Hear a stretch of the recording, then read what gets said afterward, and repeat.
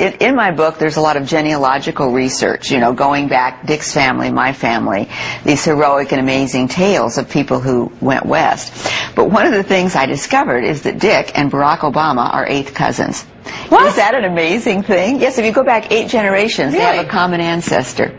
These spiritual beings have been ruling this planet through very specific bloodlines, who long ago swore allegiance to these beings in exchange for wealth and power over the human race. In preparing the whole world for the ultimate spiritual deception, these evil entities have planned. These bloodlines are literally able to be traced by genealogists all the way back to ancient Sumer and Babylonia, and these human familiars or pets of the demonic angels have worshipped Satan and his minions under many forms from the time of Sumer right up to our present day.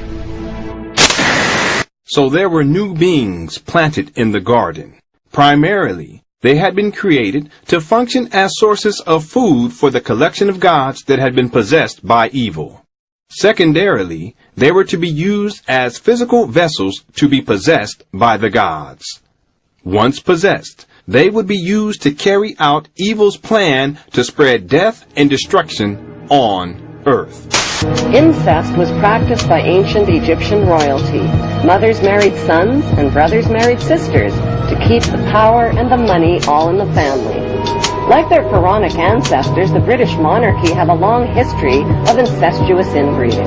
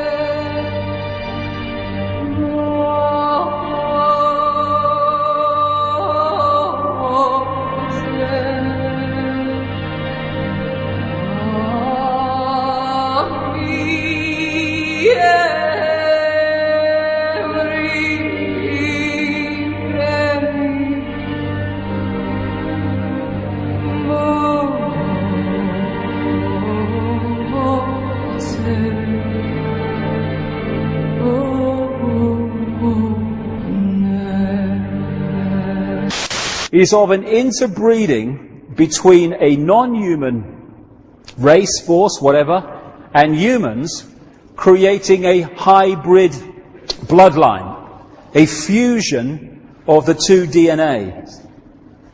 Even in Genesis, we have one version of this, but you find this all over the world, in every culture.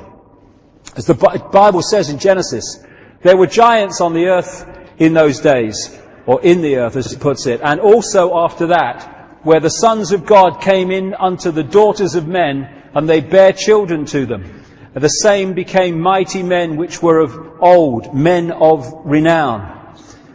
These hybrid bloodlines, this interbreeding, produced the kings and queens and the elite royal families of the ancient world, where they claim their right, their genetic right to be the king or the queen or the leader because of their connection to the gods.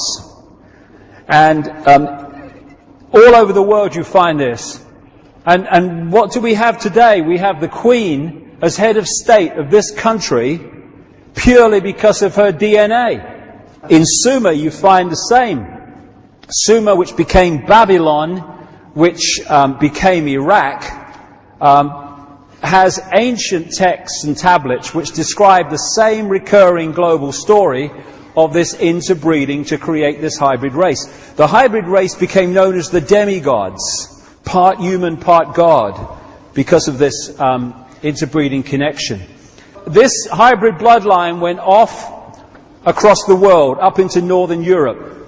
It became the power behind the Roman Empire and the creation of the Roman Church, which became, of course, global Christianity.